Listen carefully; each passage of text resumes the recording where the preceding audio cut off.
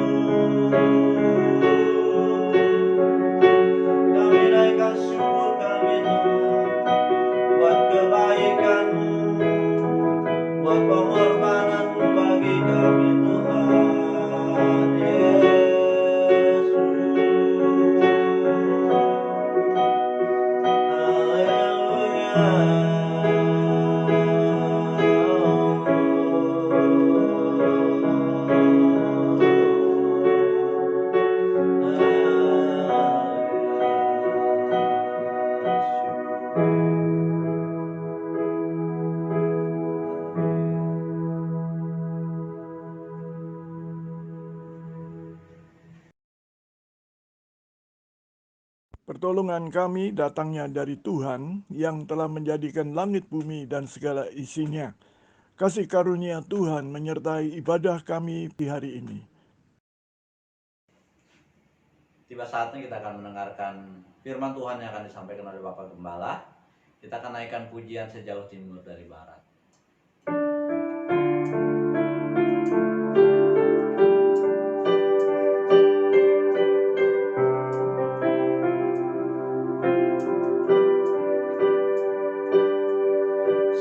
Sejauh timur dari barat, Engkau membuang dosa.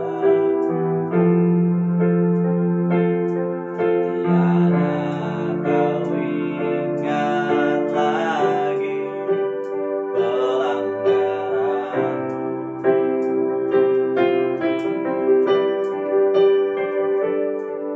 Jauh ke dalam tubir laut, Kau melemparkan dosa.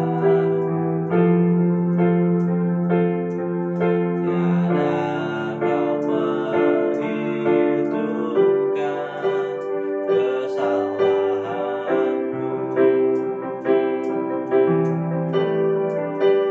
Betapa besar kasih pengampunanmu, tak kau pandang hina hati yang hancur.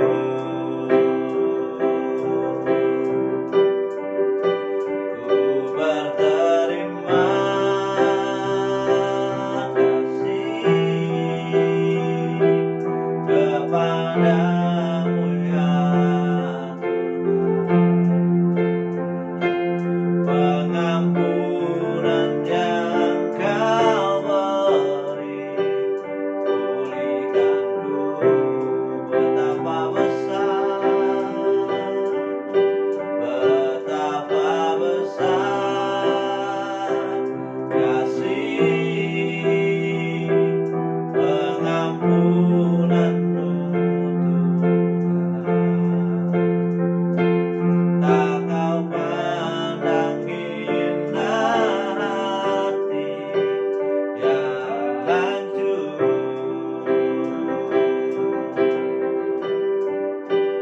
Ku berterima kasih kepadamu ya Tuhan. Pengampunan yang Kau beri, pulihkanku.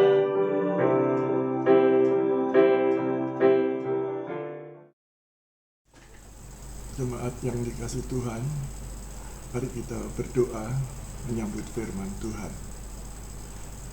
Bapa dalam surga, terima kasih pada pagi hari ini kembali kami boleh bersama-sama beribadah di tempat kami masing-masing dalam merayakan dan mengucap syukur karena Tuhan sudah mati dan bangkit untuk kami semua. Berbicaralah pada saat ini karena kami ingin mendengarkan firman Tuhan untuk menjadi pelita terang bagi langkah dan jalan kami dalam kehidupan ini. Di dalam nama Tuhan Yesus kami sambut firman Tuhan. Haleluya. Amin. Jemaat yang dikasihi Tuhan, pada hari ini kita kembali merayakan Jumat Agung. Kita mengucap syukur, bukan berduka, tapi mengucap syukur dan bangga karena Juru Selamat kita sudah mati dan bangkit menebus dosa-dosa kita. Sehingga ada pengharapan di dalam hidup kita sebagai umat-Nya. Hari ini kita mengangkat tema Man of Sorrow. Man of Sorrow. Ini adalah tema yang luar biasa. Artinya pria yang menderita. Pria yang menderita. Dari Yesaya 53 ayat 3 sampai dengan ayat 5. Bunyinya demikian. Ia dihina dan dihindari orang. Seorang yang penuh kesengsaraan dan yang biasa menderita kesakitan. Ia sangat dihina sehingga orang menutup mukanya terhadap dia. dan bagi kita pun dia tidak masuk hitungan. Tetapi sesungguhnya penyakit kitalah yang ditanggungnya, dan kesengsaraan kita yang dipikulnya. Padahal kita mengira dia kena tulah, dipukul dan ditindas Allah. Tetapi dia tertikam oleh karena pemberontakan kita. Dia diremukkan oleh karena kejahatan kita. Ganjaran yang mendatangkan keselamatan bagi kita ditimpakan kepadanya, dan oleh bilur-bilurnya kita menjadi sembuh. Ayat emas pada hari ini, ayat 5. Tetapi dia tertikam oleh karena pemberontakan kita. Dia diremukkan oleh karena kejahatan kita. Betapa luar biasanya firman ini. Dia diremukkan oleh karena kejahatan kita.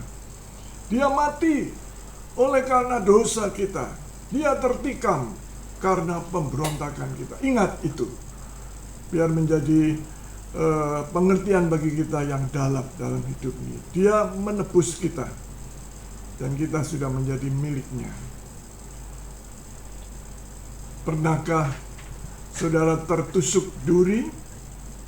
Jari Santi tertusuk duri, membuatnya berdarah. Ia berteriak mengadu, lalu menarik tangan dengan cepat.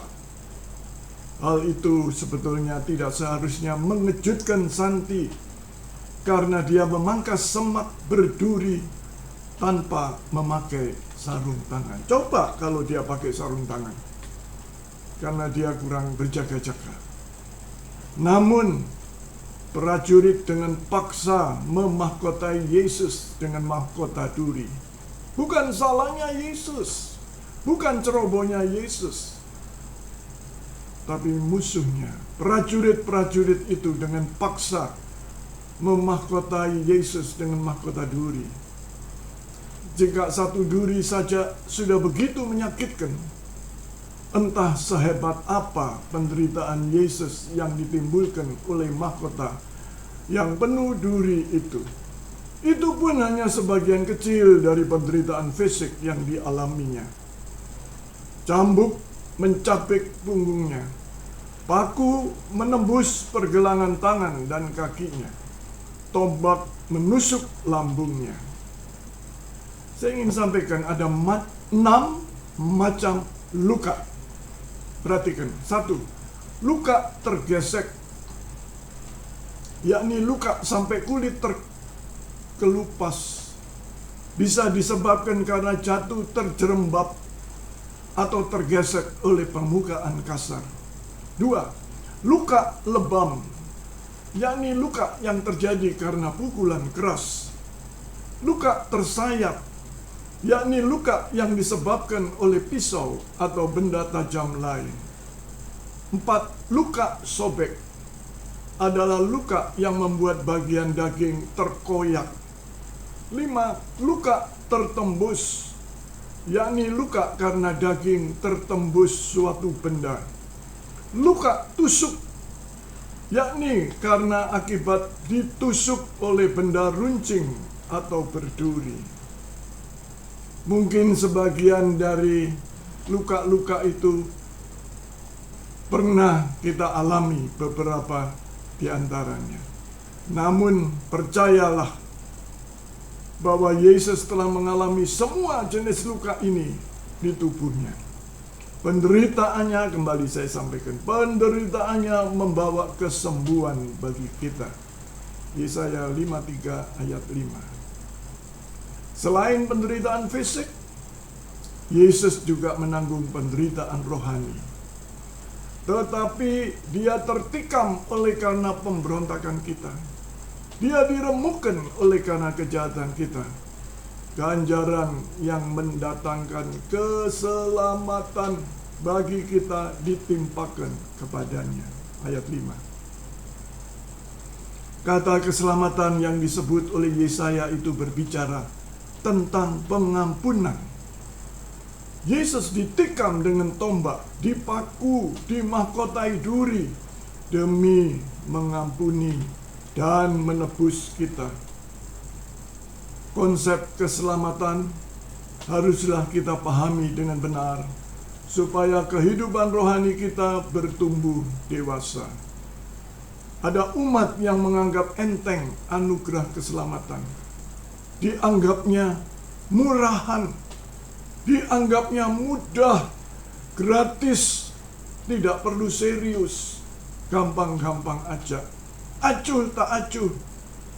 Buktinya ada beberapa hamba Tuhan. Perhatikan, hamba Tuhan hidup rohaninya sangat memalukan sekali. Hayati anugerah Allah secara benar, supaya kita dapat melayani Tuhan dengan sukacita dan benar.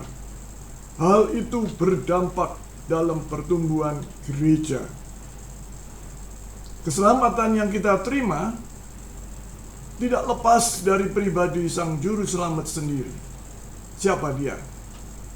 Juru Selamat kita adalah Anak Allah sendiri. Dia imam besar kita yang ada di dalam surga. Ibrani 4 ayat 15. Bunyinya seperti ini. Sebab imam besar yang kita punyai bukanlah imam besar yang tidak dapat turut merasakan kelemahan-kelemahan kita. Sebaliknya, sama dengan kita, ia telah dicobai, hanya tidak berbuat dosa. Pengorbanannya berkenan kepada Allah sebagai persembahan yang tak bercacat. Ibrani 9 ayat 14. Betapa lebihnya darah Kristus yang oleh roh yang kekal telah mempersembahkan dirinya sendiri kepada Allah sebagai persembahan yang tak bercacat, akan menyucikan hati nurani kita dari perbuatan-perbuatan yang sia-sia, supaya kita dapat beribadah kepada Allah yang hidup. Sekurang-kurangnya ada 12 ungkapan berbicara tentang keselamatan. Ada 12 ungkapan. Saya tidak menguraikan 12-12-nya. Tapi pada hari ini saya ingin berbicara tentang 3 ungkapan tentang keselamatan. 1. Pilihan, election. 2. Pengganti, substitution. 3. Penebusan. Yang pertama, pilihan, election. Sebab di dalam Dia Allah telah memilih kita sebelum dunia dijadikan. Efesus 1 ayat 4. Contoh lain, Koresi dipilih membebaskan Israel. Yesaya 45 ayat 1-4. Kedua, Israel dipilih sebagai umat Allah. Ulangan 4 ayat 37. 3. Kristus dipilih sebagai juru selamat dunia. Yesaya 44 ayat 21. 4. Orang percaya dipilih. Kolose 3 ayat 12. Titus 1 ayat 1. 5. Masa tribulasi diperpendek. Matius 24 ayat 22. Bagian kedua, pengganti, substitution. Kematian Kristus mengganti kematian orang berdosa, supaya orang berdosa menerima kehidupan kekal. Saudara, perhatikan, domba yang menjadi korban dalam perjanjian lama menunjuk kepada Kristus sebagai korban pengganti orang berdosa. Dalam perjanjian lama, bila seseorang berdosa, maka yang bersangkutan mengorbankan domba atau kambing sebagai korban pengganti dirinya sendiri yang berdosa. Dan hal itu menunjuk domba itu mewakili simbol daripada Kristus. Dia yang tidak mengenal dosa telah dibuatnya menjadi dosa karena kita, supaya dalam Dia kita dibenarkan oleh Allah. 2 Korintus 5 ayat 21. Sebab Kristus sendiri mati hanya sekali saja untuk selama-lamanya. Karena dosa manusia, seorang yang tidak bersalah mati untuk orang yang bersalah. Kristus melakukan itu supaya ia dapat membimbing kalian kepada Allah. Ia dibunuh secara jasmani, tetapi dihidupkan kembali secara rohani. 1 Petrus 3 ayat 18, bahasa Indonesia sehari-hari. Yang terakhir, penebusan, redemption. Orang berdosa digambarkan sebagai budak-budak yang dibelenggu di pasar budak. Kristus datang untuk memerdekakan budak-budak itu dengan cara menebus, membayar. Sarana penebusan adalah darah Kristus yang tidak bercacat. Setelah dibayar lunas dengan darahnya, budak-budak itu sekarang bebas. Boleh pergi, boleh keluar dari pasar induk, merdeka. Yesus bukan menebus dari kuasa setan, tapi Yesus menyelesaikan tuntutan keadilan Allah. Minggu yang lalu saya baru berbicara di dalam Yesus, Juru Selamat kita pribadi. Ada dua dimensi. Yang pertama, dia sangat mengasihi dan tidak pernah melupakan kita, tebusannya. Tapi di sisi yang lain, dia adalah Allah yang maha adil, menghukum, memukul orang yang berdosa. Nah, karena itu Yesus bukan menebus dari kuasa setan, tapi dia menyelesaikan tuntutan keadilan Allah. Seharusnya kita yang adalah budak-budak di pasar budak, kita tidak punya hak untuk hidup, tapi Yesus menebus. Kita tidak punya hak untuk hidup, mati, kita mesti mati karena berdosa. Tapi Yesus membuat kita hidup dan berpengharapan karena sudah ditebus, sudah dibayar dengan darahnya yang tidak bercacat celah. Orang yang sudah ditebus Kristus, ia sudah mengorbankan dirinya bagi kita untuk membebaskan kita dari segala kejahatan dan menjadikan kita suatu umat yang bebas dari dosa dan yang menjadi miliknya saja, serta yang rajin berbuat baik.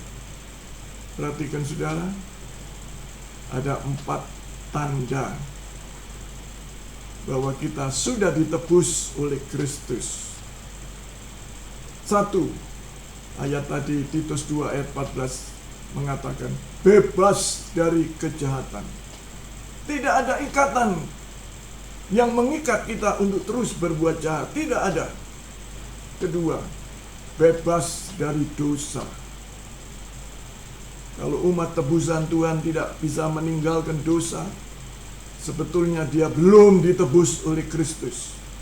Sebab tanda orang yang sudah ditebus Kristus bebas dari dosa. Dia meninggalkan dosa. Ketiga, dia menjadi miliknya. Dan yang keempat, rajin berbuat baik. Kembali saya ulangi Titus 2 ayat 14. Ia sudah mengorbankan dirinya bagi kita untuk membebaskan kita dari segala kejahatan. 1. Dan menjadikan kita suatu umat yang bebas dari dosa. 2. Dan yang menjadi miliknya saja. 3. Serta yang rajin berbuat baik. 4. Luar biasa. Saudara, sebetulnya jauh sebelumnya saya sudah mempersiapkan kuis bagi umat Tuhan di tempat ini untuk dijawab dengan jujur. Tapi pada hari ini kita tidak bisa beribadah seperti biasa di gereja. Saya tidak bisa membagikan kuis itu. Tetapi melalui tayangan ini, saudara akan melihat dan untuk menilai kehidupan kita. Seberapa dalam kita menghargai anugerah keselamatan Tuhan. seberapa jauh kita mengerti penebusan Kristus itu. Untuk dijawab dengan jujur, saudara jawab di dalam hati. Nomor 1, dalam tayangan kita melihat, setelah ditebus, dibebaskan, dimerdekakan, milik siapa budak-budak itu sekarang? Jawabannya ada di bawahnya. Milik setan. Kedua, milik Allah. Ketiga, milik Kristus. Keempat, milik Roh Kudus. Kelima, milikku sendiri. Saudara jawab dalam hati saudara, milik siapa? Saudara sekarang setelah ditebus oleh Kristus. Pertanyaan kedua, kepada siapa Kristus harus menebus, membayar uang tebusan yang berupa darah yang tidak bercacat itu? Kepada siapa? Kepada setan atau kepada Allah? Kenapa? Saya ingin menyampaikan kehidupan rohani saudara sekarang adalah jawaban yang sebenarnya.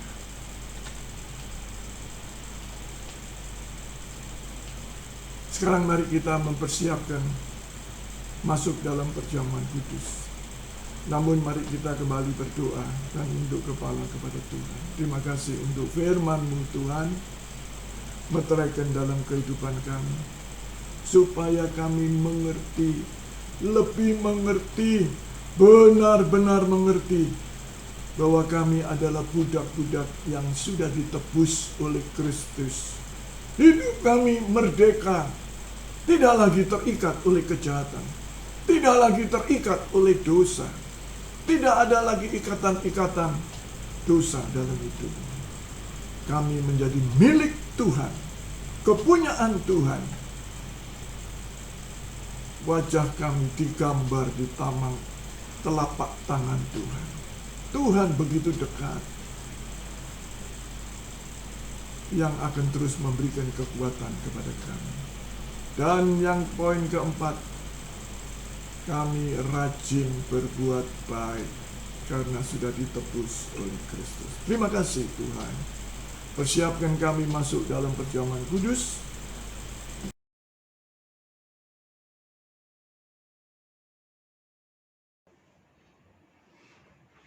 Kita akan masuk dalam perjamuan kudus. Kita akan naikkan satu pujian, satu dalam rohmu.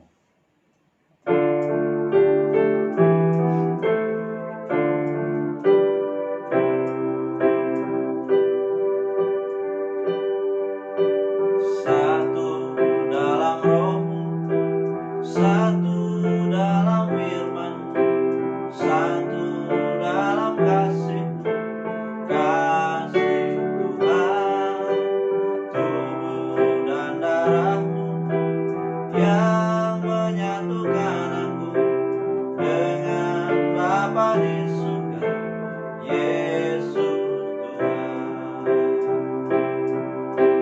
Ku siapkan hatiku, rendahkan diri, ampuni saudaraku dengan kasih. Perjamuan kudus-Mu satukan kami dengan Bapa di surga, Yesus Tuhan. Dengan Bapa di surga, Yesus Tuhan. Dengan Bapa di surga, Yesus Tuhan.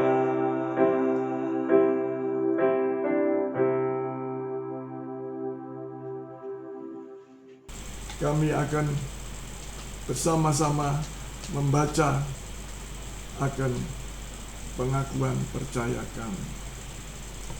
Nomor 1, aku percaya bahwa Alkitab adalah firman Allah yang diilhami oleh Roh Kudus. Sekali lagi saudara ikut apa yang saya ucapkan. Aku percaya bahwa Alkitab adalah firman Allah yang diilhamkan oleh Roh Kudus. Aku percaya kepada Allah yang Maha Esa, yang menyatakan dirinya dalam Bapa, Anak, dan Roh Kudus. Aku percaya bahwa Allah Bapa, pencipta langit dan bumi, beserta segala isinya. Aku percaya bahwa Tuhan Yesus Kristus itu Anak Allah yang telah menjadi manusia, mati di kayu salib, bangkit dari kematian untuk menyelamatkan orang berdosa. Aku percaya bahwa Roh Kudus yang memimpin orang percaya kepada kebenaran.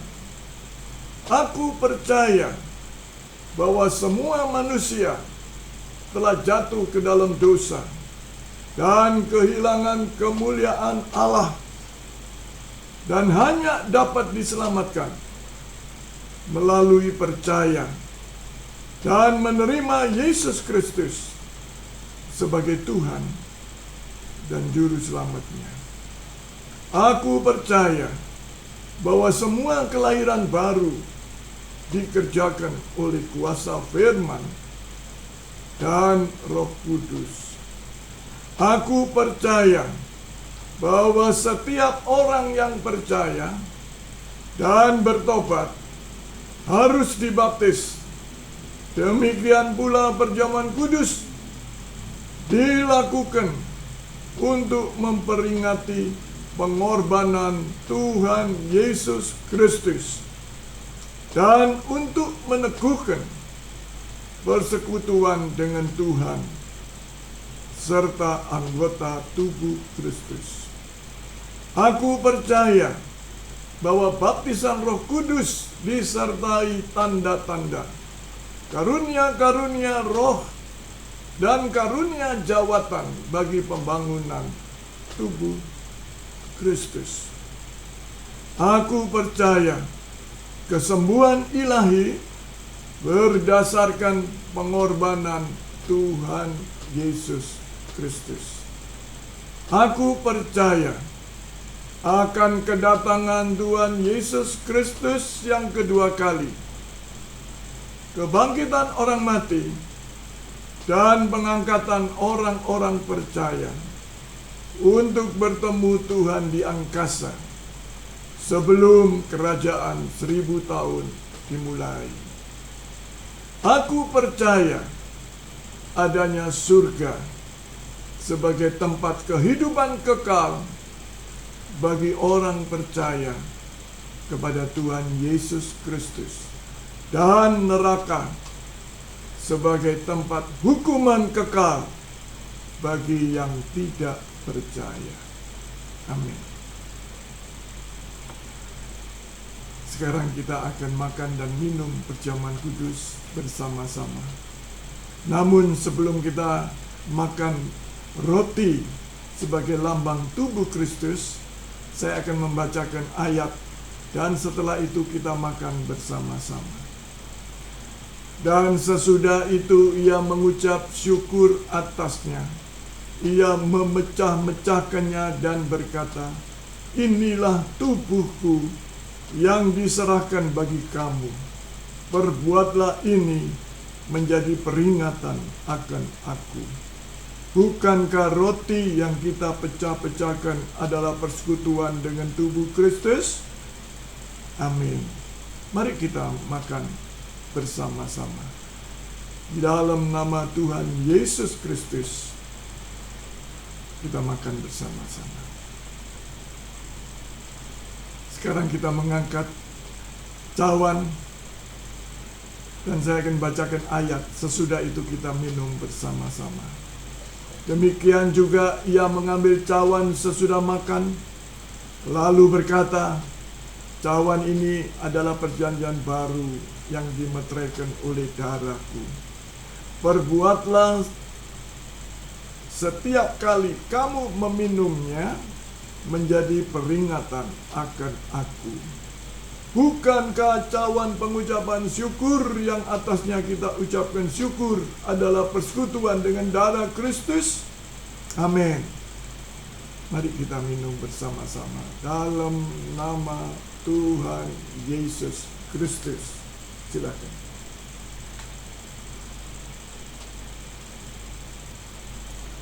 Darahmu Yesus sucikan daku, darahmu Yesus bebaskanku, darahmu Yesus ubahkan daku, ku dijadikan baru. Darahmu Yesus sucikan daku, darahmu Yesus bebaskanku, darahmu Yesus ubahkan daku, ku dijadikan baru, ku dijadikan baru, ku dijadikan baru.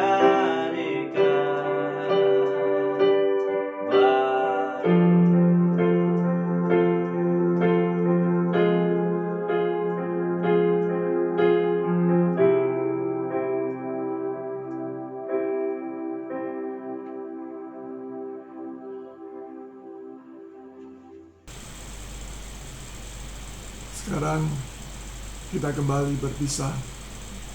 Kita kembali pulang. Saudara ada di rumah, tapi kita akan bertemu kembali pada kesempatan berikutnya. Mari kita berdoa. Terima kasih Tuhan, Engkau sudah memberkati kami dengan perjamuan kudus. Engkau sudah memberkati kami dengan firman Tuhan. Kerinduan kami, setiap kami bertumbuh secara rohani, karena kami terus dibekali dengan firman Tuhan. Untuk kami tidak lagi kekanak-kanakan, childish, tapi kami dewasa di dalam Tuhan. Kami bisa hidup berjemaat di dalam jemaat Tuhan.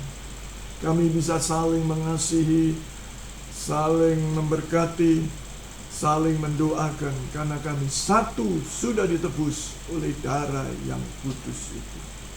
Terima kasih Tuhan untuk segala berkat yang kami terima pada hari ini. Kembalikan kami pada saatnya untuk kami boleh kembali bersekutu, sekalipun di rumah masing-masing.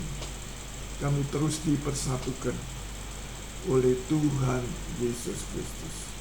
Di dalam nama Tuhan Yesus kami sudah berdoa dan mengucap syukur. Mari kita terima berkat Tuhan. Kedangkan tangan saudara. Tuhan memberkati dan melindungi engkau. Tuhan menyinari engkau dengan wajah-Nya dan memberi kasih karunia. Tuhan menghadapkan wajah-Nya kepadamu dan memberikan damai sejahtera. Jemaat kepunyaan Tuhan yang kukasihi, terimalah berkat Allah, kasih karunia Tuhan Yesus Kristus, kasih Allah dalam persekutuan dengan Roh Kudus menyertai engkau semua hari ini sampai selama-lamanya. Amin. Tuhan memberkati kita.